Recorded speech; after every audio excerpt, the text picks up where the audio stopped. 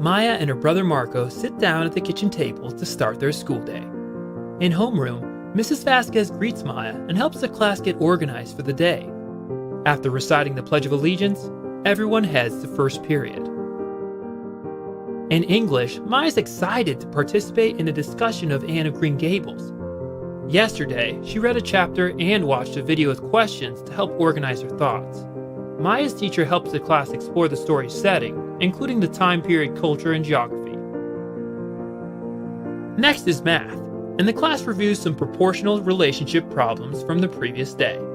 Mrs. Chen watches them work while giving individual feedback using Zoom chat. At the end of class, everyone answers a few questions, which helps Mrs. Chen tailor the next day's lesson to their understanding. In history, Maya participates in a lesson on Lincoln's House Divided speech. Mr. Baldwin annotates the text on screen while asking the students questions about virtue as well as facts. Maya loves this speech and feels inspired by the abolitionist's courage. Maya plays a fun review game with her classmates in Latin class. Then in science class, there's an experiment. Together, Maya and her dad watch a short video about the role earthworms play in making healthy soil. Then they go to the kitchen and take out a small container from the refrigerator. Maya guides her father through the experiment and takes careful notes as he drips water on the worm. When the experiment's over, they take the worm outside and put it in the garden. At lunchtime, Maya and her mom sit on the back porch with peanut butter and jelly sandwiches. On the laptop, other families are on screen for a lunch bunch meeting, chatting and telling jokes. With all her live sessions done, Maya has a flexible afternoon. She stays outside for art class, spending an hour filling pages in her sketchbook. After that, she heads to the den to read Anne of Green Gables. Finally, it's time for soccer practice, and Maya goes to play with her friends. Back at home, Maya sets the table for dinner. When the family's done, Maya finishes her ELA homework, and her mom comes to help with math. Together, they watch a short video. Then Maya attempts some new problems and submits a photo of her work. She had some trouble, but that's okay. Mrs. Chen will help her understand everything tomorrow. Her homework finished, Maya closes the computer and goes off with her mom to read together before bed. Tomorrow's another big day at Great Hearts Online.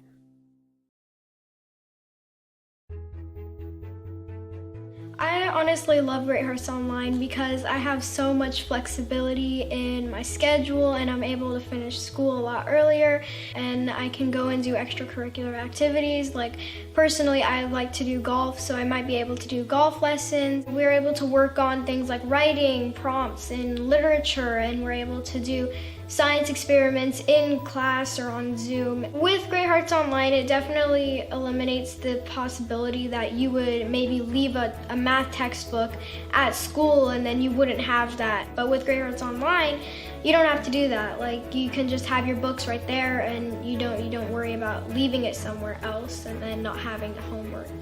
I just love Great Hearts Online.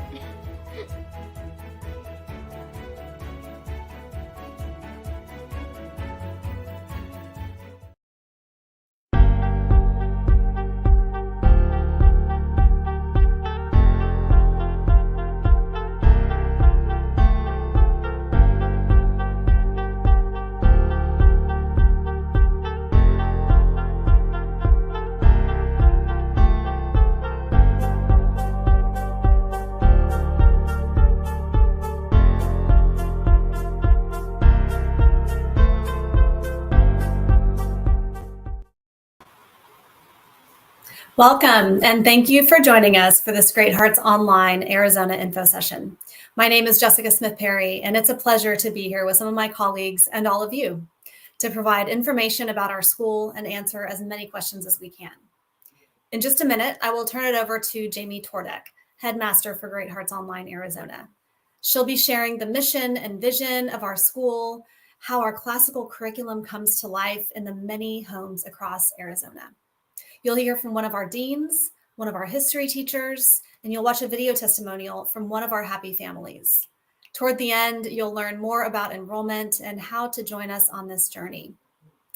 Today's info session is geared toward families who are interested in joining our teacher-led live instruction model, where scholars are attending live classes in the mornings 4 days a week, Monday through Thursday, and then they have their independent work to complete in the afternoons and on Fridays. We do have a second model, the flexible week model, which we will discuss in further detail toward the end of the info session. Please post any questions you have in the chat, and we will do our best to keep up. If there are questions that we don't get to, we'll follow up after the event. So without further ado, Ms. Jamie Tordek, please join me. Hello and good afternoon, or early evening, I guess it is, in Arizona. It is a pleasure to be here to share a little bit about our school because we love Great Hearts Online. And we've seen students really, really thrive. To start, our mission and our core purpose is to cultivate the hearts and minds of our students in the pursuit of truth, goodness, and beauty. So that's what it all kind of comes down to. And everything we do in the classroom and in our interactions with students, and even in some of our activities outside of when we meet in person just for some fun events, that is what we're thinking about, is how to cultivate those hearts and minds of our students. And really show them what is beautiful, what is good, what is true. So that's what all of our teachers are excited about and support in the classroom. And we talk about that on a regular basis with our staff. So I have a few things that I would love to share with you. Let's see, I want to share what a classical, this is a super mini version of what a classical liberal arts education is, because that is who we are. Part of being a classical school is that our teachers teach using the Socratic Method. And that means that there is not a teacher just talking at our students. Our students are very much involved in the conversation. So we teach our kiddos how to learn instead of just filling them with information. So we encourage them to ask deep questions and to be inquisitive and to wonder. And we ask them to support their input with facts from the books that they read. And so they learn how to think and how to have conversation with one another in a way that is really, really respectful. So you'll see if you have a kindergartner, first grader even, you will hear kids saying, I respectfully disagree with you because of A, B, and C. And they do it in such a kind and lovely way that I just enjoy being in those classes when there's a discussion about, how a ladybug flies, something like that. So the kids like to talk about it. And one example would maybe be in science, where the teacher might have the kids put a plant by a window and then have them put another plant like in a dark corner of their room, and then see what happens, and then ask the kiddos questions like, why do you think this one grew more than the other one? Instead of just telling them why things happen. Another part of a Socratic education is that students learn from the masters. So pieces of work that have stood the test of time, literature, artwork, music. So they learn the basic skills and what makes that beautiful and excellent. So they learn how to write by imitating really great sentences or well-written pieces of literature. So they will do some copy work. They learn what a good sentence looks like. Same thing with some techniques with art. They learn those techniques before we set them free to just do whatever they want in art and explore. They have some tools in their tool belt before they're asked to use those tools. So that is part of a classical education as well. And the liberal arts aspect is that we teach our kids how to be successful in a wide scope of areas. So we want them to have writing skills. We want them to know about history. We want them to have a great background of having read some wonderful, rich literature so that they can have those discussions that are meaningful and rich as they grow older with their peers, with adults, and also that they just learn how to contribute in a positive way to society. So they learn how to treat one another, how to be good friends, how to be a good citizen, how to respect and honor the person next to them. And a teacher will stop their class because they think those lessons in virtue are just as important as the academic lessons, or gaining knowledge about history is just important as gaining knowledge in how to treat one another well and kindly. So that's just a little summary of what classical liberal arts education is at Great Hearts Online. And our students thrive in that setting, and we would love your kids to join us. So let's see, I think I had something else to share. So I want to tell you a little bit about our kindergarten through third grade model. And I have another dean who's going to be joining us, and she is going to share a little bit about the 4th through 8th grade model. So our kindergartners either get live time instruction over Zoom they get for about 2 hours a day for their general ed classes, and then they have a specials class on top of that is live. And if they are struggling in any area and need intervention or extra support, they also have that time that is just set up at some other time in the afternoon generally. But in the morning, their classes, language arts, math, history, and science, will take place from either 8 o'clock to 10 o'clock. This is kindergarten through 2nd grade, or about 10 o'clock to noon. So there's 2 different sessions, and they're each about 2 hours. Starting in 3rd grade, their live time goes a little longer than that. So they all start at 8 o'clock and go till about 11 o'clock. And then there are some open office hours until about noon. So if the kids have any questions about class that day, or they want to go over their homework from last night, or talk to the teacher about a book they're reading, they can stay on that extra little time and have that optional time with their teacher. But they also have specials classes, and but the schedule shifts a little bit. And then 4th grade and up, it's the same thing. Everybody starts at 8 o'clock, but I'll let Carrie share a little bit about that. Part of what I love about what the students get at Great Hearts Online is that a lot of people have heard about Great Hearts and about the value of a Great Hearts education. They don't live near a brick and mortar school. And so this online experience does open up the possibilities for so many other students in remote areas of Arizona, or even if you live over a half an hour from a brick and mortar, you can participate in Great Hearts Online and get that same exact education as the kiddos get in a brick and mortar school, but it is in a very different format. So, and then the other thing that I love about our model, what makes us unique, is that families can learn together. I really believe that Great Hearts Online builds stronger families because parents are there in the background listening to what kids are learning. So they are hearing what the kids are doing in science class, and they are right there next to them doing those experiments. They're watching PE videos together and doing PE together as a family. They're practicing the poems together. And the parents get to ask a lot of questions at the dinner table because they've overheard so much of what went on in the classroom, and they're hearing other students talk and share. So they get this very wonderful bird's eye view into the classroom, and they get to share that with their children, and the students get to share that with their parents more.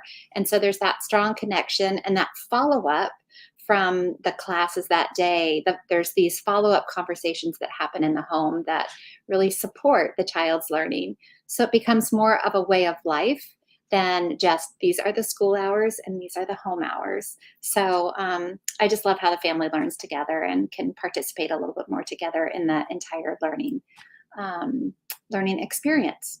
So I would like to bring on one of our deans. She is the dean of 4th and 5th grade at Great Hearts Online Arizona, and she gets to support our teachers and our students. And her name is Carrie Walls. And Miss Walls, I would love for you to share a little bit with our families just about your experience, but I also have a few questions for you. So I would love for you to walk us through first what a 4th through 8th grade student day would look like. Of course, I would love to. Thank you so much for that introduction, Mrs. Tordek. I appreciate it. So I like to think of fourth grade as almost being post-elementary, and fifth grade is kind of like pre-middle school. And so those two grades were really bridging those gaps from elementary to middle school. And usually during the day, it's fairly similar to K1, but the days are a little bit longer. The lessons have a little bit more meat to them. Their conversations are with their teachers are much more in depth about the subject. So I think that there's a higher level of understanding that goes into those lessons, which is really fun to see. And then in the middle school, 6th through 8th grade, I know that our middle school dean has been working really hard to build community. Sometimes it can seem like the events that we host are maybe geared more toward elementary, but Mrs. Coley has done an amazing job of organizing the house system for this year, which is really exciting. If you're familiar with brick and mortar Great Hearts, the prep academies have houses and they compete with each other. And we have brought that same spirit to our online classrooms where the students get to show pride in their houses. The 8th graders have the privilege of being nominated as the captain of a house. So it's something special that all of the students get to look forward to. Thank you, Miss Walls. And what do you love about being a leader and leading at Great Hearts Online? I think, man, it's going to be hard to answer this because there's so many reasons why I love being a leader here. I think that the infrastructure we have at our school is incredibly strong. We all work really well together, and I love the leadership team, and I love all of the teachers we have. The spirit of camaraderie that exists among the staff has been really special. I also love the time that we get to spend learning how to coach our teachers. Part of our job is being an instructional coach, and we actually have the opportunity to meet with somebody one-on-one, and she guides us through the best way to coach our teachers. And in this way, we can always make sure that we're living up to our mission, that we're fulfilling our curriculum, but we're also able to achieve a higher level of education through that coaching process. Of course, yeah, I love that too. It's such a wonderful opportunity. Coaching is a huge part of what our deans do, and I've seen our teachers just grow and thrive under that support system. So, what have you seen in the classroom that really inspires you? Oh, this is such a great question, too. I think I got to spend a little bit of time in the classroom last year, and then through coaching, I've been able to observe a lot from my teachers. And I think the thing that really inspires me is the level of creativity that I witness every time I go in there. Our teachers are so committed to providing the same curriculum. And I think sometimes there's a little bit of trepidation that perhaps the online isn't going to be able to deliver the curriculum in the same way as a brick and mortar. And I can say with 100% conviction that our teachers are doing so, and they're doing it in ways that I never thought of. I know one of our history teachers gave the fifth grade students a project last year in which they were a living wax museum, and they dressed up as a historical figure. They made videos of themselves and they posed and then talked about their life and then went back to their pose. It was so much fun. I love that. In fact, we have a history teacher here who you get to introduce to our families. Yes, I would love to bring Mr. Howard out. He is a middle school teacher, and so he can speak to the middle school a little bit better. And so, Mr. Howard, thank you so much for being here tonight. Really appreciate it. Oh, thank you. I very much appreciate the invite. Our middle school history program, it's just what Mrs. Tordek was talking about from the very beginning, where we talk about the deep questions, that we dive beyond just raw facts, but we ask questions about these things, and we try to gain a better understanding of what peoples who lived before us were going through. And I have a few slides to help us out. I'm not sure if we can pull those up here. Yeah, that's okay. We'll give that a second. And yeah, okay. So this one right here, right? One of the questions that I love asking my students, very basic level, but what is history, right? For middle schoolers, we've all had history classes before, but then you ask them, what is it? And you get a variety of answers from them, right? And through discussion, we pull out some details like, okay, it's a story about the past. And then I, as the teacher, we kind of guide them along to this idea that it, even more than just stories about the past, it's about making arguments about the past and using evidence to support those arguments. And that can lead us to a lot of fun discussions about different interpretations about these various characters and why they did what they did. And so we have a great time with that. Another question I love asking, related very much to, back aside. I know is history written by the victor, right? That's something that in our day and age, we kind of take it for granted. You know, even the littlest sixth graders, oh, of course, history is written by the victor. But when we really start discussing that, we get different opinions on whether that's true or not. And so that's one of the things that I very much love about our program is it's not just going over facts, memorizing names and dates, but that we have a real discussion about it and that we come out not just having learned about the Middle Ages or whatever time period we're discussing, but that we are also learning how to be historians. I think it also shows that everyone has a voice, really, and which is a really important lesson for middle schoolers to learn. Is that when you look at history written by the victor, you get to acknowledge, no, everybody has a history. Yeah, absolutely, and I really love that particular discussion, right? Because when we go through the details, we start asking questions like, well, how do we know about the losses in history if those guys never get to tell their story? And so we get people starting to think like, well, maybe my assumption about this idea was actually wrong. And so, yeah, we get to do a lot of growth in that critical thinking area.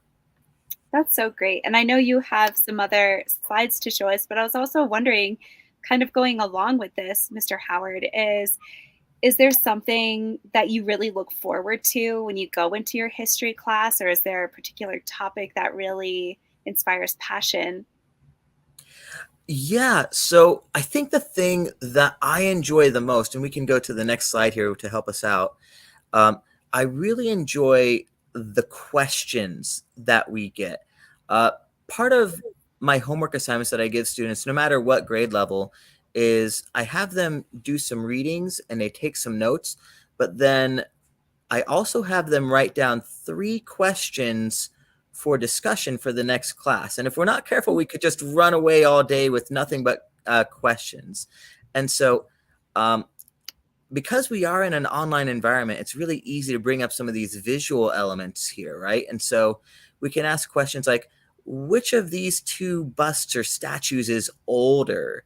And the answer might not be super obvious there, right? Or sometimes we might use a map to say, why did the Eastern Roman Empire last longer than the Western half, right? There's little clues that we could look at just with that picture there for that particular question. It's like, oh, well, gosh, all these barbarians are invading the Western side, but not nearly as much going towards the Eastern side.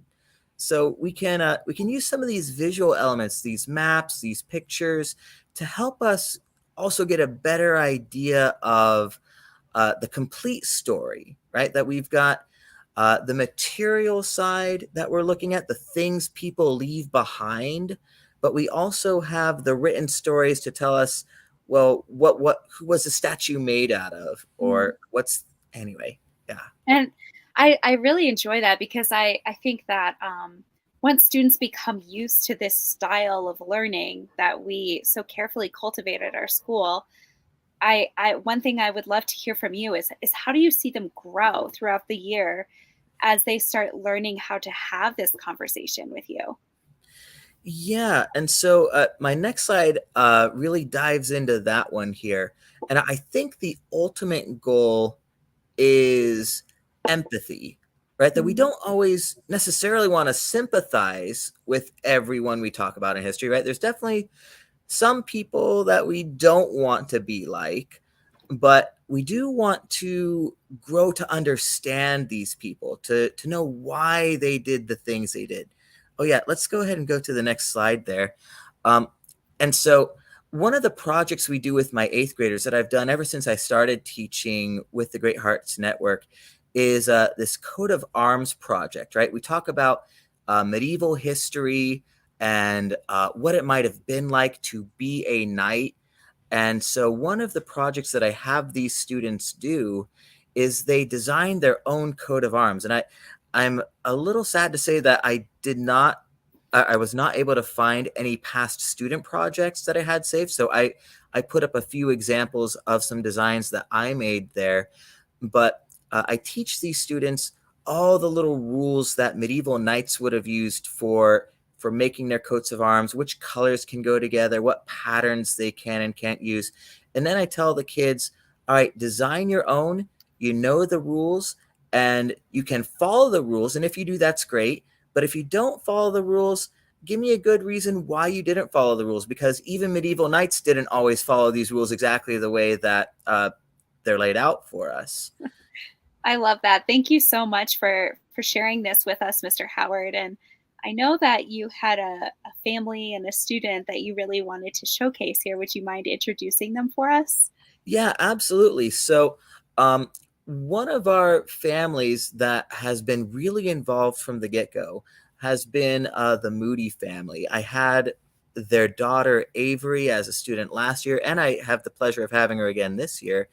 And they've really sunk their teeth into the program. And so unfortunately, they had a prior commitment. They could not be here in person tonight, but they did give us the honor of recording a couple short videos for us here.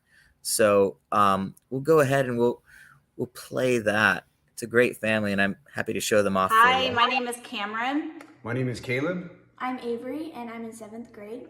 And we are part of the Great Hearts Online community. So we wanted to just let you know a little bit about our experience so far. This is our 2nd year. Avery started with Great Hearts Online in 6th grade. We started homeschooling due to the pandemic, like a lot of families did. Her first year of homeschooling, we had a different online program. There was things about that weren't quite what we were hoping for. So when we found Great Hearts Online, we were really excited. And it's been great so far. Last year, we were so impressed with the teaching, the curriculum, the amount of help that was given to Avery during the year, just her growth as a student and what she was learning. All of that was super impressive. We really have enjoyed just the communication with the school. We feel like we're in an in-person school. So there's not, the difference is that she's doing this online from 8 a.m. till 12 is when her classes are, but then she's able to be home and have that time to work at her own pace and do her own independent study with it. But we have always felt like we're included and we're part of a school, that we're not on our own, that we're not just trying to homeschool by ourselves, which would have been really daunting. So those are the parts that we've enjoyed so far. Yeah, a couple of other things that really drew us to Great Hearts while we were evaluating other online options for Avery. We really, really loved the student to teacher ratios. We also really love the fact that it's a true virtual classroom experience. And by that, I mean, it's not just a teacher signing on for 3 to 5 minutes, giving assignments, and then the kids are just left to on their own for the balance of the class period. It's actual online instruction for the entire allotted time for the classroom. So we really liked that. The homework as well is, I feel like, and we feel like, is engaging. It really grows and stretches her critical thinking, and not just busy work, not just filling in homework just to have homework, but it really serves the overall curriculum and is relevant to what they're studying at the time. Avery, what have you liked about Great Hearts Online? I really liked how much support the teachers offer. They're always suggesting that we come to office hours if we have any questions about the material that we're learning. And they're always there if we have any questions and inviting us to stay after class. So I really liked that. Awesome. And we're going to show you her workspace now. Go. Okay. My homework and Zoom calls, I try to keep it as organized as possible. I have a lot of my stuff in these drawers and compartments over here. And then I have my computer and all my textbooks in this divider. I have all the books that I'm going to be reading for Lit Comp class this year. Lit Comp is probably my favorite subject, so I'm very excited to read those. I have my books for math, history, Latin, and science back there. So that's all very exciting. And then probably my favorite book that I read last year was Anne of Green Gables. I really liked that book. And then another thing that I like about Great Hearts is they do a really good job at providing activities that are in person outside of school hours. So there were park days, there was an event at a trampoline place, and so those are just really great ways where you can meet new people, and also you can have, you know, Zoom calls with classmates outside of classes as well. So that's really fun. But I hope that this answered some of your questions about Great Hearts.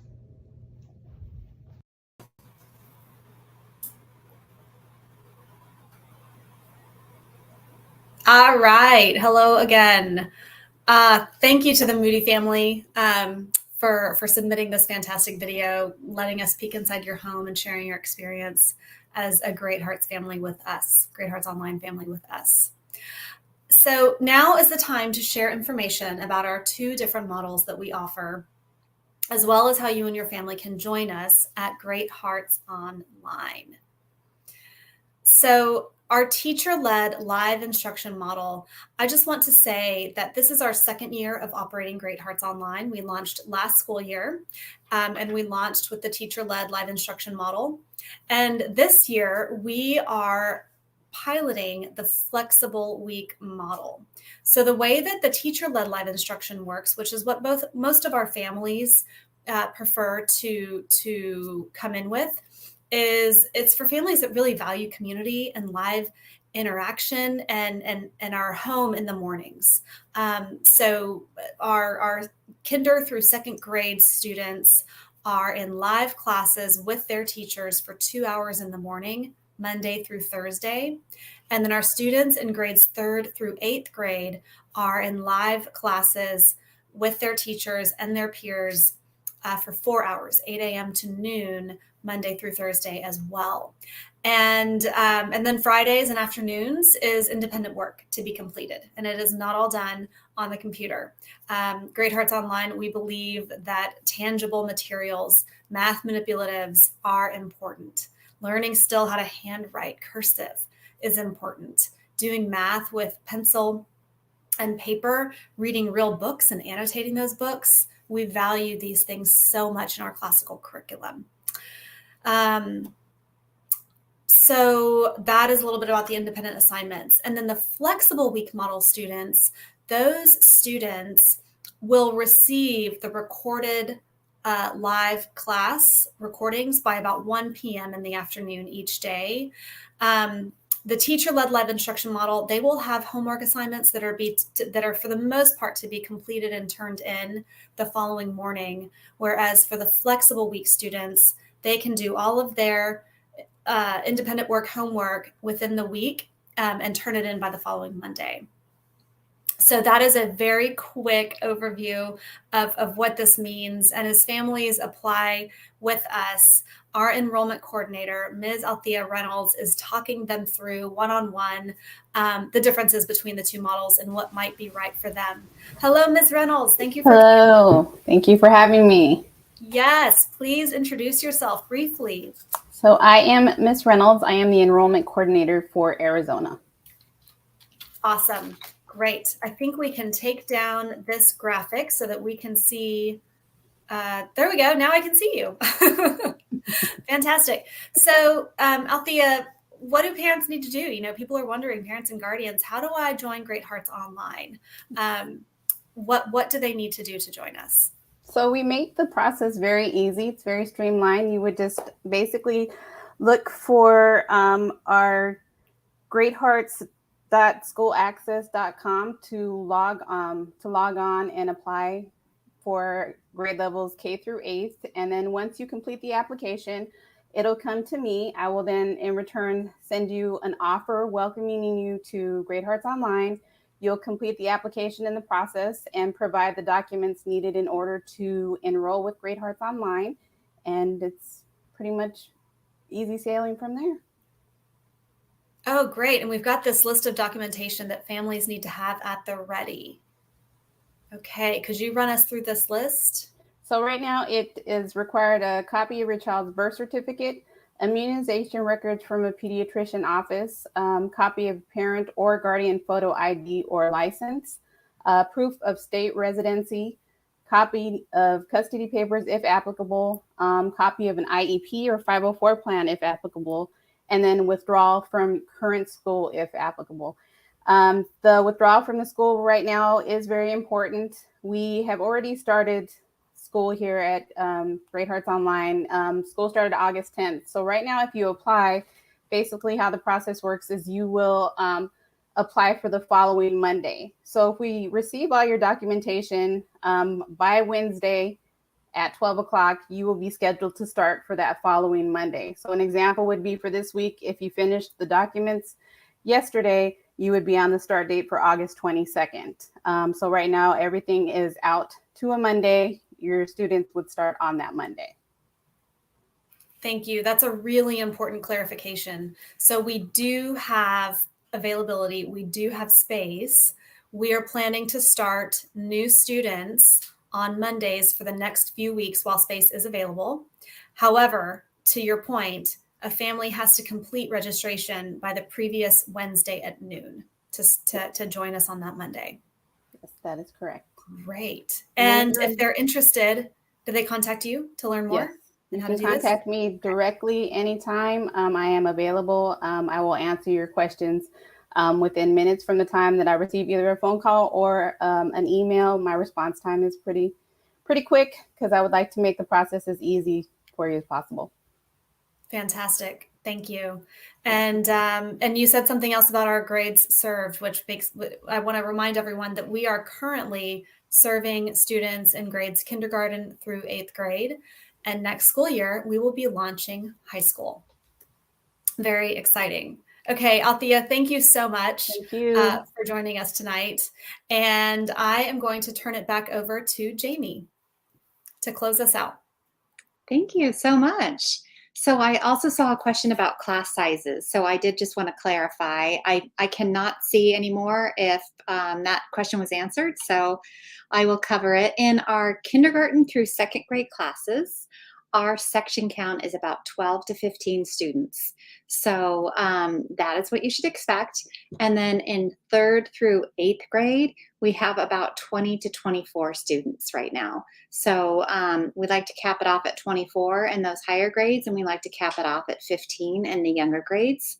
And we have found that because of those class sizes, community is built really naturally. The students get to know each other, they make friends, they get together outside of class in person in some cases, and we've just seen these wonderful friendships develop and flourish in the online environment.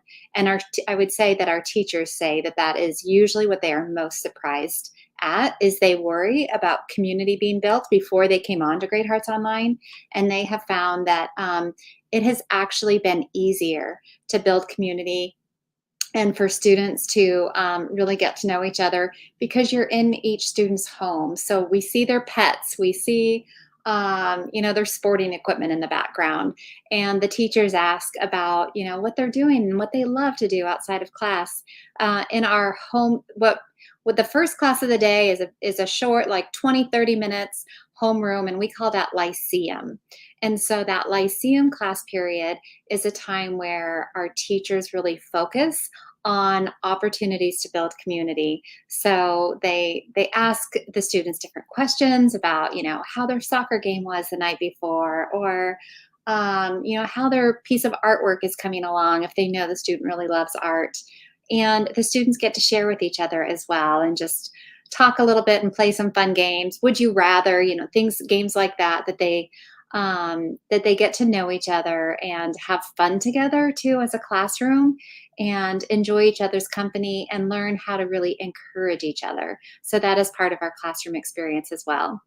As far as bigger community building events, we do have a very active group of families or group of parents, along with staff, who plan different events for us. So we have like park days, we have fun field trips that the kids go on, and we try to plan something at least once a month for our students to enjoy, if they so choose to meet in person. It is not required. Usually, if we have an in-person event, we also will have a virtual game event about the same time, so that if a child is joining Great Hearts online because they have a serious medical condition, or they live in a very remote area and they're not able to join us in person, there's still a virtual fun community event that they could join and participate in.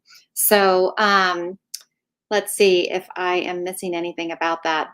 There's also lunch bunches, and that's a really fun way to build community as well. So sometimes on Fridays, our teachers will say, we don't have class, but we would love to get together and just have lunch together and chat. So it's an opportunity for the kids to just come together and have lunch. And there's also, all of our teachers have open office hours. So if the kids are confused about something they learned in class, they can always go to those office hours and get that extra help from their teacher. So there are lots of opportunities to build community, to make friends, for parents to get to know each other as well. And it's just a really, really fun time that the kids have together, both in their virtual setting and in person. So we hope that that you'll all reach out, and we would love for you to join our school. And if you have any questions at all, we just ask that you email the info@greatheartsonline.org. We would be happy to reach out and chat with you on the phone, answer any questions you have. You can email if you want to talk to somebody over the phone. Somebody will call you. Anyway, we are happy to welcome you in to Great Hearts Online, and really encourage you to contact us and ask those questions. So we hope we see you in class in the coming months. Bye-bye.